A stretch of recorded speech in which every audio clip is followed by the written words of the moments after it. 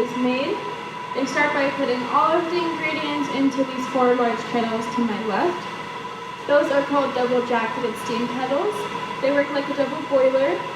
In them goes sugar, water, pectin, cornstarch, and fruit concentrate. And all of those ingredients cook until it reaches 230 degrees, which takes about 30 to 35 minutes. Once the candy is all the way cooked, if they're putting nuts into that batch, they'll lower this mixing bowl towards the floor and roll it over to a kettle. Tip the kettle over, that way the candy can be poured into the mixing bowl. We'll dump a bag of nuts in there, and there's an automatic mixer which mixes the nuts for them. Once the nuts have been thoroughly mixed, we'll take one of those wooden trays and place it onto a scale. The scale is right in front of this mixing bowl.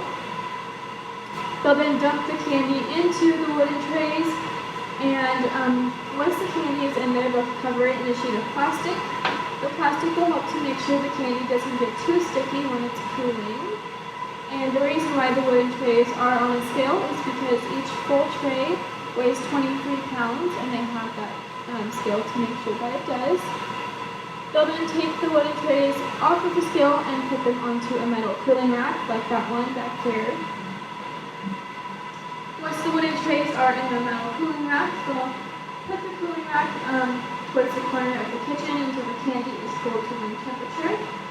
Once it has been cooled to room temperature, it'll get transferred into a large cooler, which is kept at 45 degrees, and it's through that window if we want to take turns looking in there.